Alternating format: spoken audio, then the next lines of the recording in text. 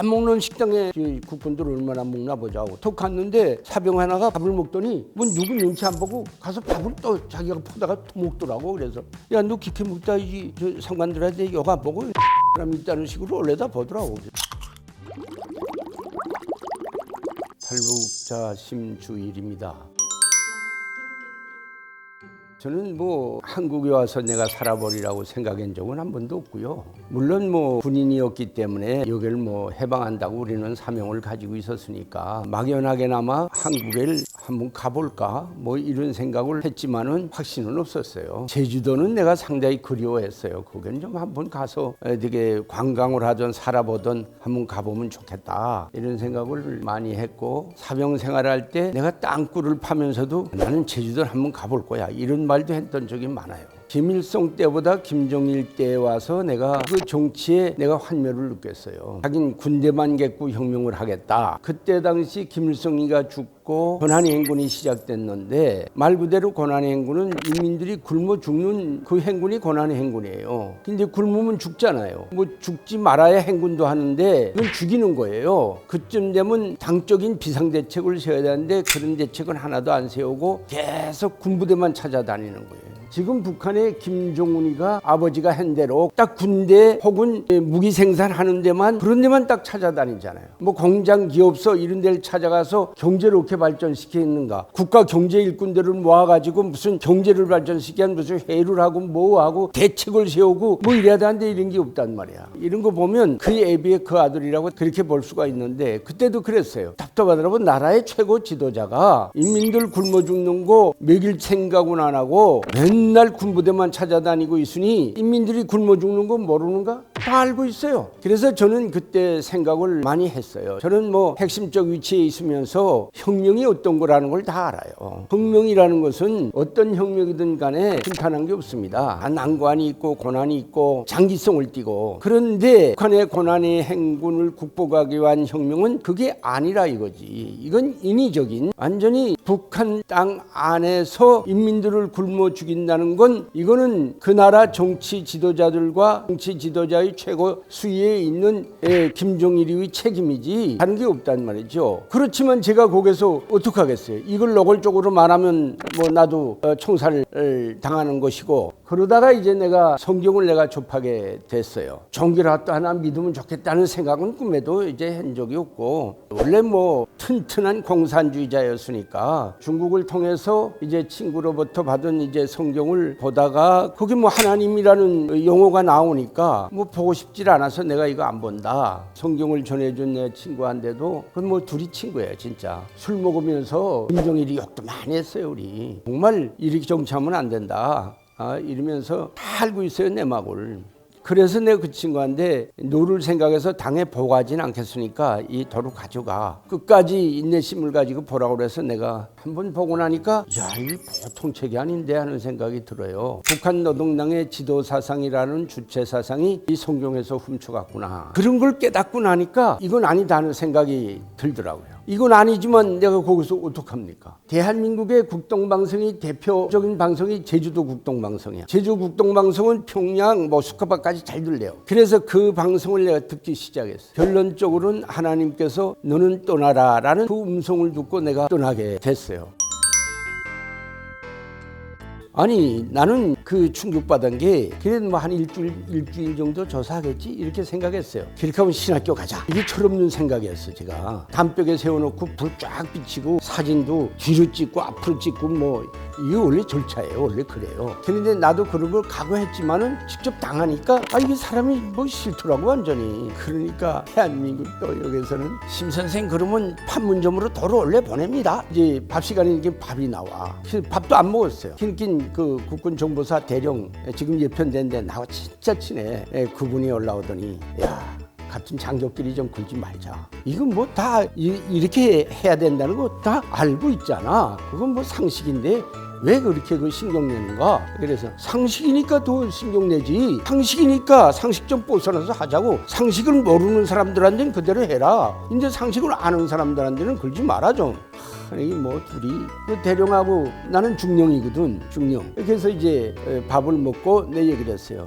이제부터 좀 신사적으로 하자. 근데 대령 얘기라 단 하나 앞으로 딱 넘어야 할 게 하나 있다. 뭐야? 이렇게 거짓말 탐지기를 해야 된대요. 뭐 하겠다고 내가 하게 된 건 다 하겠다고. 그래가지고 거짓말 탐지기도 하고. 그래서 한 일주일 뭐 조사 아주 깨끗하게 신사적으로 그다음부터 했어요. 그 다음부터는 조사 끝났어. 이제부터는 일합니다. 북한군, 육해공군 몽땅 다 이제 내가 책임진 거예요. 그다음에 이제 신학교를 간 거예요. 제일 내가 감격하고 고마웠던 것이 국가에서 준 집이에요. 집 딱 들어가니까 야, 이 뭐 북한 내가 중앙당 아이들 집도 잘 알아. 근데 뭐 대비가 안 돼요. 쿠구 작군 떠나서 딱 들어가마자 트니까 카스가 나오지, 더운 물 찬물 나오지. 이러니까 한국 사람들과 이제 같이 공부를 하는데 아니 뭐 청바지도 꿰된 것도 입고 다니고 말이야, 머리깔도 말이야 새파랗고 노랗고 말이야. 내가 저 일을 냈죠. 이런 거 왜 용서하는가 하고 말이야. 학교에서 또 소문이 났습니다. 그래서 내게서 그 여학생 하나는 내가 그 광장에서 딱 세워놓고 자매님 왜 바지를 꿰진 거 입습니까? 그 살 보이지 않게 못 입어요? 이게 윤리입니까? 근데 뭐 그게 패션이랍니다. 패션이라는 말도 처음 들었어요. 그게 다 이제 요게 또 그러니까 그게 적응되더라고요.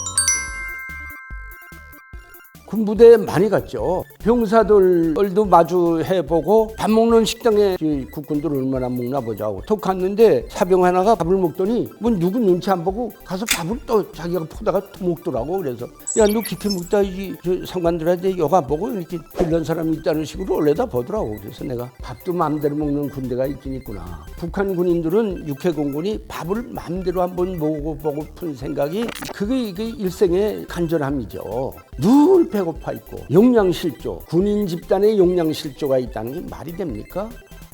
그러니까 더죽질하고 말이야. 근데 여긴 트레이닝을 다 주잖아. 트레이닝. 그건 북한 아이들이 얼마나 부러워하는지 몰라. 트레이닝은요 젊은 사람들한테 여긴 다 입고 나머지가 있으니까 지금 부러워하지 않지만 못 입는 사람들은요 정말 부러워하는 게 트레이닝이에요. 북한에 이제 우리하고 딱 마주서 근무서는 아이들이 북한군 민경이에요. 민경 아이들. 근데 이 아들이 다 이렇게 건네다 보면 국군 아이들은 뭐 작업할 때도 트레이닝 다 입고 작업하고 오게 되면 이게 뭐 정신 나가는 거야. 그러니까 국군들이 트레이닝 입은 걸 상당히 부러워합니다 하는 게 이제 당중앙에 보고됐어요. 김일성이가 그럼 우리가 만들어서 주라. 근데 북한에서는 트레이닝을 만들어줬는데 그 질이 나쁘니까 한 분이 입고 나면 쭉 늘어났단 뭐 다시 제자리에 가지도 않아. 그런 걸 이제 공급했어요. 아이들이 그거 입다가 이렇게 늘어나고 그러니까 우리 안 입어도 좋으니까 이런 건 못 입겠다. 그러니까 김정일이가 일본 아이들 그 단복을 쫙 수입해서 민경 후분대 그 줬어요. 그러니까 아들이 너무 좋았어. 입고서 벗질 않던 거야. 입고서 딱 이거는 입을 때만 입어야 되는데 3, 4단 민경에서는 강행군 이게 훈련 뛴단 말이야. 뛰는데 심장 좀 약한 아이가 쓰러졌는데 군의관들이 와서 주사 놓고서 중심 깨우니까 자기 몸에 트레이닝 있는가부터 만져보더래.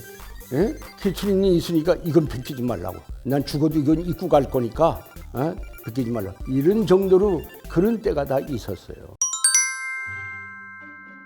북한은 모든 장교들이 작전 가방이라는 걸 있습니다. 작전 가방. 다닐 땐 그걸 메고 다녀요. 거기에다가 대한민국 정부 앞에 인정받을 수 있는 증명서만 딱 챙겼어요. 그래서 내가 이제 김일성 정치대학을 졸업했으니까 김일성 정치대학 대학 졸업증을 내가 딱 꺼내가지고 가방에 넣었어요. 그 다음에 상중병 때부터 하사, 중사, 상사, 소위, 중위, 뭐 상위, 대위, 소자, 중자 이렇게 계급이 달라질 때마다 찍은 사진을 앨범에서 이렇게 하나씩 이렇게 뽑아가지고 그걸 딱 챙겨 였어요. 그 다음엔 뭐 더 열 게 없더라고. 그래서 그 작전 가방에 아무것도 없는 빈 가방을 이제 그거 놓고 작전을 내가 해야 되겠다. 작전지들 이렇게 딱 펴놓으니까 저는 그때 평양에서 군복무를 안 하고 민통선에서 했다면 내가 얼마나 좋을까 이런 생각을 했어요. 민통선에선 뭐 가지고 후닥닥 넘으면 되잖아요. 그러니까 대한민국 지피 처소에다가 연락하면 날 받아준단 말이에요. 제가 1968년도에 군대 입대했는데 군대 입대해가지고 처음에는 민통선에서 조금 복무했어요. 그러다가 이제 김일성이가 최고사령관 명령 005호를 떨구면서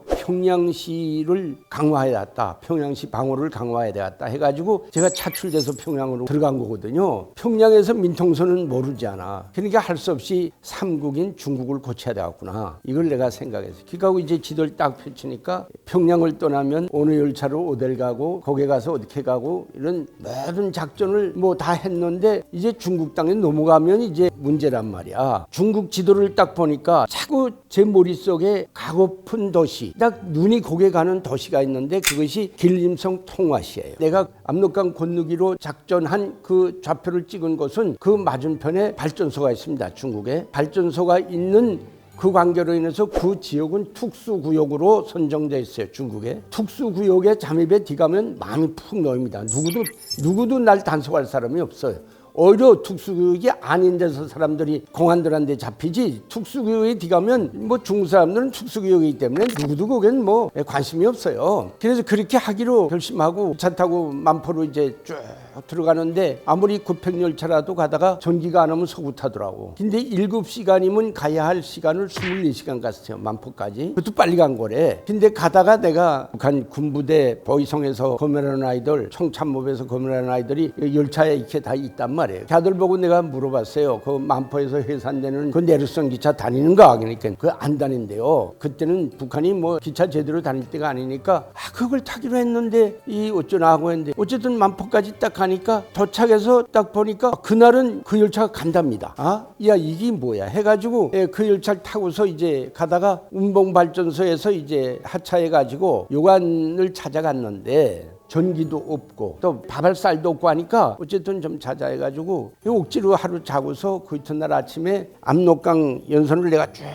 내려면서 정차를 했어요. 근데 그건 국경 정비대원들이 다 서 있단 말이야. 서 있는데 나는 뭐 증명서가 확실하니까 뭐 하나도 뭐 거칠 게 없지. 기차 역전 대합실에서 기다리고 있다가 역전 대합실 앞에 나서니까 막막하더라고. 그때는 진짜 이제는 정령 이제 건너야 되니까 그 건너보지 못한 사람들은 막막한 심정이 뭔지 몰라. 하나님 건넙니다. 목숨을 걸었습니다. 도와주십시오. 무섭습니다. 이렇게 하고 딱 있는데 내 앞에서 시뻘건 불덩이가 이글이글 타더니 중국적으로 딱 사라지는 거예요. 그 다음에 다시 저에게 음성이 들려왔어요. 앞으로 가기만 하라. 모든 일이 잘 된다. 그래가지고 그러면 압록강에 들어서가지고 건넜어요. 강폭은 좀 넓지만 물 깊이는 낮은 데입니다. 중국 땅에 딱 넘어서서 보니까 바지 이게 무릎 위에로 좀 젖었고 신발 다 젖었지. 이제 밤새 잠은 못 잤지. 그러면 뭐 밥도 못 먹었지 않긴 배도 고프고 배고프면 잠이 더 많이 와요. 그래서 그러면 어떡할까 하고 있댔는데 그 발전소가 있다고 그랬죠. 발전소에서 일을 하는 노동자들 마을이 그 옆에 있더라고. 그건 북한에서 잘 안 보여. 싹 돌았으니까 그 마을이 있는데 마을이 크더라고. 근데 마을 중심에 보일러가 있는데 보일러 굴뚝에서 연기가 펄펄 나요. 길에서 되면 야 저기 가면 내가 옷 말릴 수 있겠다고 막 그저 그 마을로 들어가는데 중국 사람들이 뭐 날 이상하게 보는 사람도 없고 그래서 들어가서 보일러 앞에 가서 철문을 이렇게 되는데 철문을 빡 이렇게 잡아 열었어요. 여니까 뭐 중국 노동자들이 뭐 석탄을 퍼놓고 뭐 일을 하더라고. 땀 뻘뻘 흘리면서 소리쳤어요. 조선에서 왔다 하고 내가 소리쳤어요. 그러니까 이치들이 일하다가 턱 놓고 하긴 막 다 달려 나오더라고. 중국말로 뭐 너 조선에서 왔는가 뭐 이래서 그렇다고. 그러면 날 데리고 들어갔어요. 들어갔는데 그 밤에 일한 사람들은 이제 아침에 들어가요. 그것도 새로운 교대가 나오잖아요. 두 교대가 합쳐가지고 나 하나 놓고 지금 뭐 말랑 하는데 그다음에 뭐 야 피곤해. 그다음에 누가 말 안 해도 양말 벗고 바지 벗고 그 보이라니까 이런 라제따들이 다 있단 말이에요. 거기다 다 놀아놓고 양말도 놀아놓고 그러니까 긴 의자에 턱 이렇게 좀 앉으니까 밤새 잠 못 자고 모공구역고 하니까 자기도 모르게 이렇게 잠 들었어요. 학교 와서 일어나니까 그 사람들이 아침에 밥을 해먹고 이제 밤에 일한 사람들은 아침에 거기서 밥을 해먹고 들어가더라고요. 근데 뭐 진수성찬을 차려놓고 밥 먹자고 날게 한 거예요. 그래서 잘 얻어먹고 기카고 오게 되면 좀 있다가 양말이고 뭐 다 이제 말랐으니까 다시 신고 그러면 가려고 하는데 거기에 한국말 조금 하는 사람이 하나 있었어요. 이 사람은 밤이라고 이제 들어가야 되는데 나 때문에 못 들어가고 있어. 너 빨리 떠나야 된다. 여기는 공안도 여기 가깝게 있다. 그러니까 국경연선이기 때문에 야 내가 말 안 해도 가. 또 가려고 했는데 노동자 한 분이 조금 기다리라 길더니 조금 기다렸어요. 난 그래서 좀 무서웠지 한쪽으로. 저 공안한데 지금 찔러려 가는 거 아니라 그랬는데 집에 가서 이만한 보직에다가 중국 아들 빵을 가득 싸입고 왔어요. 그래서 작전 가방 빈 거 아니야 지금. 거기다가 저 꽝꽝 다 지었고 딱 메고서 자르시라 그러고 서게 되면 거기를 떠나서 특수구역을 지났어요. 산을 3개 넘으니까 특수구역을 지나더라고. 그러면 내려와서 기본 이제 도로로 이제 행군하는 거예요. 도로로 행군한다는 게 마음속으로 통화라는 도시를 간다고 가는데 뭐 제대로 지금 뭐 가는지 안 가는지 모르잖아. 지나가는 승용차가 내 옆에 급정거려 딱 하고 서더라고. 그래서 중국 공안이 잡으려 한 줄 알았어. 중국하고 북한은 이게 네트워크가 돼 있잖아. 근데 북한에서 내가 없어졌으니까 북한 아이들 가만히 있질 않겠지. 북한에서는 솔직히 말하면 내가 남조선 가리라고는 생각 안 했어요. 나를 이렇게 믿었어요. 차 이렇게 내리다 보니까 운전기사 혼자 타는데 중국말로 뭐라고 얘기를 하는데 모르겠더라고. 그래서 가만히 있다 뉘앙스를 들어보니까 당신은 어딜 가는가 내가 태워줄 수 있다. 뭐 운전수 혼자 탔으니까 통화 그래서 그 통화라는 말 중국말로도 통화라고 그래요. 그러니까 알아듣더라고. 그래서 타니까 그게 통화까지 갔어요. 조선족 교회 앞에 가서 딱 서더니 자기 올 길을 다 왔다 당신 내리라. 내가 돈을 줄 게 없다고 지금. 압록강 건널 때 북한 돈 20원밖에 없었는데 그래서 내가 이게 줄 게 없다. 그러니까 괜찮다고 승용차 타고 가면서 말은 서로 통하지 않았지만 너 친척 찾아오는가? 뭐 이런 말을 하는 것 같아. 친지냐. 중국말로 친척이 친지거든. 그래서 그렇다고 무슨 자기 뭐 북한의 김일성이 잘한다고 그러고 뭐 그래서 나도 또 나도 못했더니 잘하라 이러면서 이제 둘이 그저 이러면서 이제 거기까지 갔는데 거기가 난 조선족 교회가 거기에 있는 줄은 몰랐어요. 이제 빵은 있지만 밥 생각이 나더라고. 그래서 북한 돈 압록강 건널 때 20원이 있었으니까 밥 한 끼 사 먹겠다고 중국인이 운영하는 음식점에 들어가서 중국 아가씨가 인사를 하는데 얘기를 했어요. 조선에서 왔는데 조선 돈 20원이 있다. 밥 한 끼 사 먹자. 이렇게 이게 뭐 우리 한국말을 전혀 모르더라고. 그러더니 들어가서 아줌마를 데리고 나는데 아줌마가 조선족 아줌마야. 날 보더니 막 똥을 치고 밖에 나와. 이 북한에서 한 거이 뭐 옷을 봐도 알리는데 저 안에서 식사하는 사람들이 총화식 공화국 사람들이 와서 지금 회식을 하고 있답니다. 지금 그냥 들어갔으면 그냥 지금 잡히는 건데 그래서 날 보고 교회 가서 도움 받으세요. 그래서 그 교회 가서 이제 휴식을 했죠. 그 교회 도움으로 중국인이 운영하는 양계장에 가서 일을 했어요. 그 양계장에서 열심히 일하면서 새벽이면 하나님께 기도하고 제주국동방송 듣고 그저 내가 점점 신앙으로 불덩어리가 돼서 이거란 게 막 나 자신도 알리더라고. 그러는 찰나에 일주일 만에 중국 신분증을 땄어요. 그 교회가 신분증을 공안에다 돈 좀 매기고 해서 합법적인 중국 사람이 된 거예요, 내가. 그래가지고 이제 양계장에서 뭐 2달 일한 거 이제 떠나야 돼 갔으니까 한국으로 가야 되잖아. 2달 일한 거 돈 달라 하니까 돈을 안 줘.